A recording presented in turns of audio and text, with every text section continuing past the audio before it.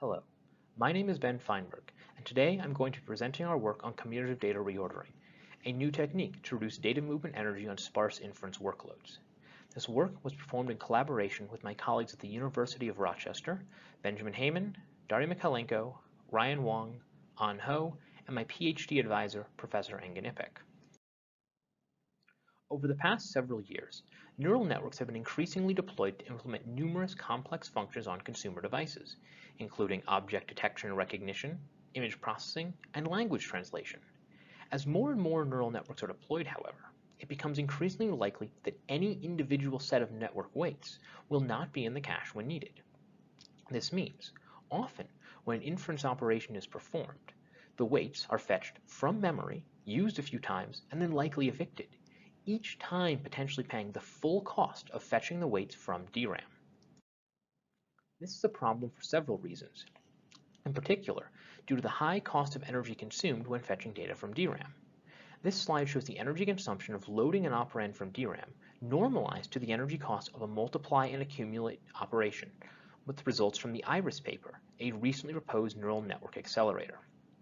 This shows that the energy consumption of loading operands from DRAM is 200 times the cost of the computation itself. This creates a significant bottleneck that we can optimize when weight matrices are going to be repeatedly loaded from DRAM. In this paper, we're going to focus on the specific case of mobile inference, where we're going to use neural networks on mobile devices like those shown here. This workload has two important properties for our purpose. First, since neural networks are trained on in large data centers and then deployed to mobile devices, optimizations can be performed offline within the data center after training to reduce the cost of inference on these devices. The cost of these optimizations can then be amortized over many devices, or alternatively, if the costs cannot be amortized, they can still provide significant benefits due to the power constraints on these mobile devices. Second, the resource limitations of these mobile systems necessitate smaller neural networks that can be evaluated more efficiently. Reducing operand precision, for instance, going from 32-bit weights down to 16-bit weights, is often effective, but may be insufficient given the increasing complexity of neural networks. Another technique that has recently seen significant attention is pruning, where we convert a dense weight matrix into a sparse one. The goal of pruning is to remove a significant fraction of weights in a neural network layer by turning those values into zeros without reducing inference accuracy. There have been many pruning techniques proposed over the past several years, and in this example we're going to focus on a simple iterative pruning technique. After training, we've identified that many values in the weight matrix are close to zero, and since these values have a small impact on the result of the computation, we can set them to zero and then retrain the network with these values held at zero. After we repeat this process several times, the resulting weight matrix now has many zero elements and can be efficiently stored in a sparse matrix format where only the non-zero elements are stored. This reduces the overall memory footprint, the number of operations required to perform computation on each layer, and the amount of data that must be loaded from memory. To understand this work, we first need to briefly discuss energy consumption in interconnects. This slide shows a terminated interconnect, similar to what is used in many modern DRAM standards such as DDR4, GDDR5, and LPDDR4. In a terminated interconnect, a termination resistor RT is connected between the interconnect and one of the voltage rails, in this example, VDD. This example shows that when a 1 is input to the transmitter, there is a direct path between VDD and ground through the termination resistor RT, shown in red, and this path consumes substantial energy. This path does not exist when transmitting a 0. This means we can use a simple abstraction where 1s consume energy and 0s do not. Therefore, reducing data movement energy can be thought of as reducing the number of transmitted 1s in a block of data. There are also unterminated interconnects, which are commonly used for on-chip interconnects on ICs, and also several recent DRAM standards such as HBM. Unterminated interconnects consume energy when the state of the interconnect transitions, and therefore do not naturally follow the same abstraction of 1s consume energy and 0s do not. However, by using a technique called transition signaling, where a 1 is indicated by toggling the interconnect, they can be made to follow the same abstraction of 1s consume energy. and this is the abstraction we're going to use for the remainder of this talk. Given this abstraction, numerous techniques have been proposed to reduce the number of transmitted ones, and by extension, data movement energy for a given block of data. For specificity, let's consider the recently proposed scheme of base plus XOR encoding that we're going to use as our baseline in this work. Base plus XOR encoding exploits the observation that adjacent data values are often related and have some similarity. The similarity can be exploited by encoding the data as the difference between elements rather than transmitting the elements directly. In base plus XOR encoding, the first value in each cache block is transmitted unencoded as a base, and each subsequent value in the cache block is transmitted as the bitwise XOR with the previous value. Importantly, each cache block is a self-contained encoding with an unencoded base and a sequence of encoded values. This means that no metadata is required for the decoding process, nor are there any changes needed to the DRM module or DRM interface. So returning to this example, we're going to transmit a data array with 4 elements, 1, 15, 14, and 9. And by using base plus XOR encoding, we can reduce the number of ones in this data block from 10 down to 8. But why should we put the data in this order? If we were to reorder the data like this, we could go from 8 ones down to 5. And that is the goal of our technique, commutative data reordering, or CDR.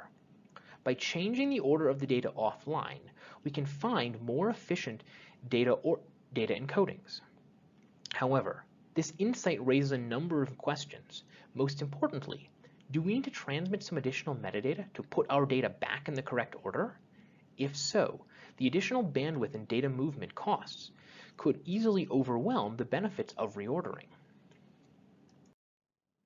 For many applications, such as matrix vector multiplication, the answer is we do need to track the order of operands such that each matrix element can be multiplied by the appropriate vector element. Fortunately, in the case of sparse matrices, as used in Pruning neural networks, the needed metadata already exists. This slide shows a sparse matrix and its representation in coordinate or COO matrix format. In COO format, each value is represented by a coordinate value tuple with both a row and column indices to enable skipping 0 values. There are many other sparse matrix formats, including compressed sparse row, or CSR, which we use in our evaluation. However, for simplicity, we're going to use COO in this and later examples. Using a sparse matrix format like COO or CSR, we can leverage the coordinates in each tuple to provide the metadata we need to associate the appropriate matrix and vector elements during a matrix vector multiplication or similar operation. Therefore, the values can be freely reordered, and all of the information required for correct computation is preserved. Now that we know we can reorder a sparse matrix freely, the next question is, how do we reorder it?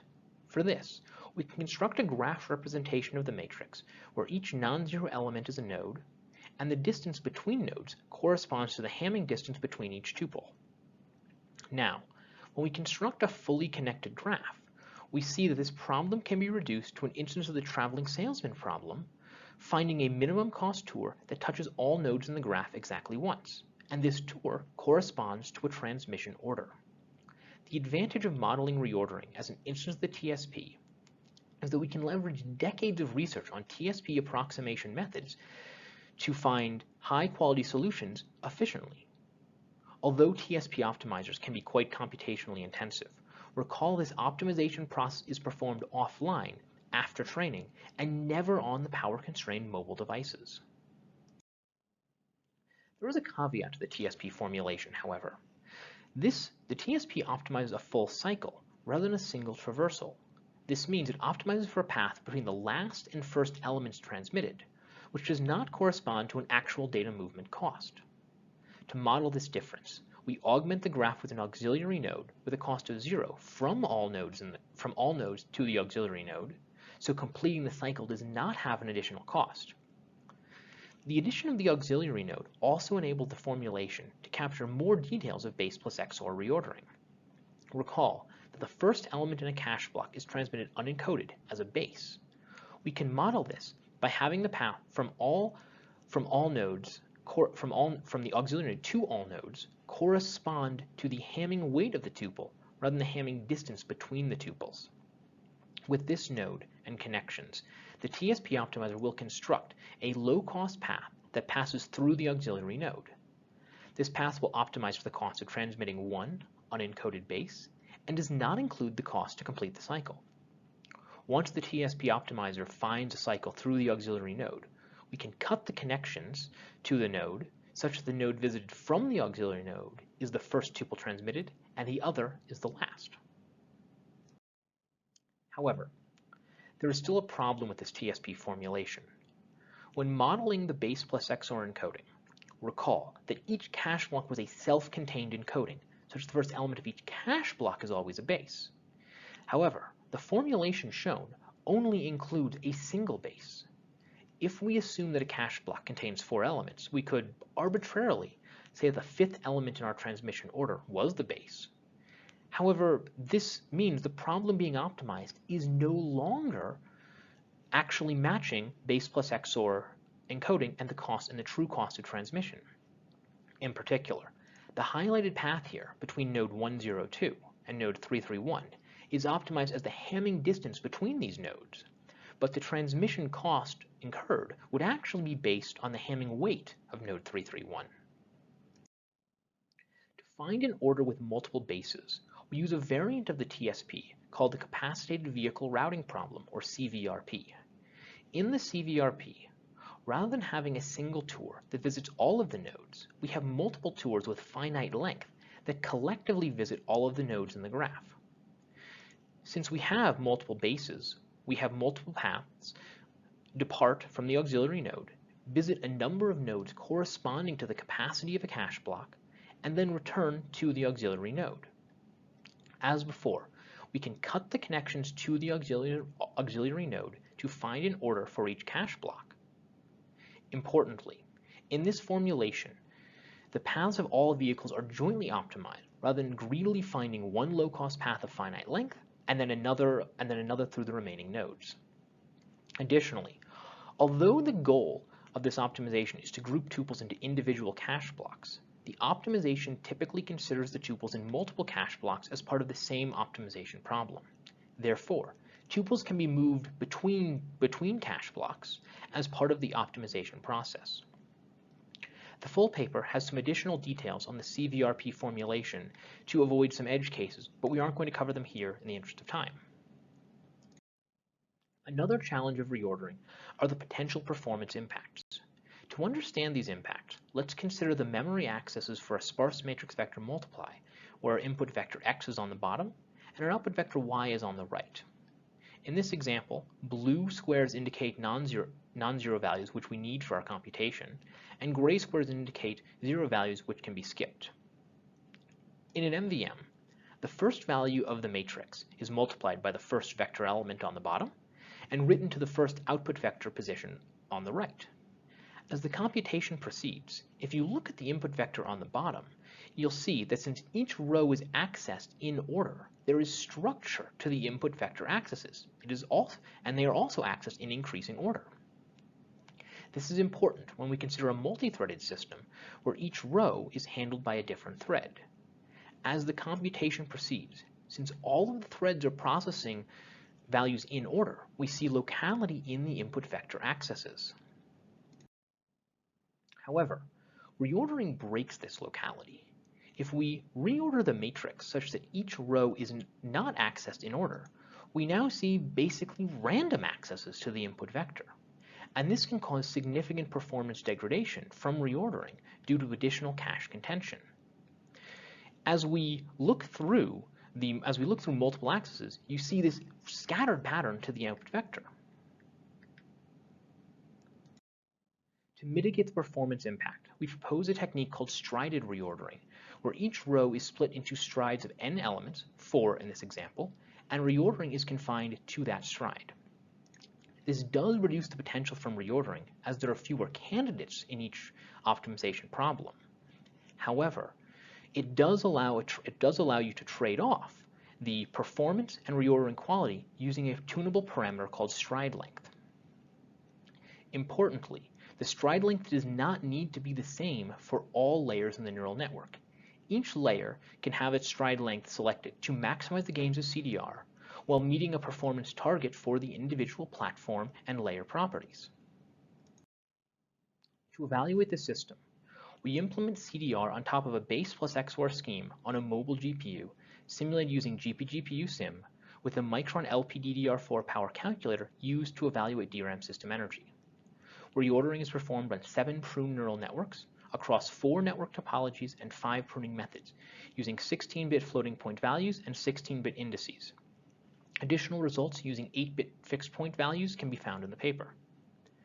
The optimization is performed using the Google OR Tools library, where the optimization terminates after a local minimum is found.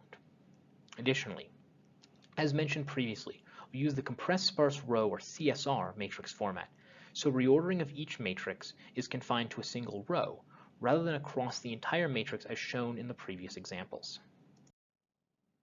Overall, we see that CDR, combined with base plus XOR encoding, can reduce the total DRAM system energy by 12.7% over a system with DBI alone.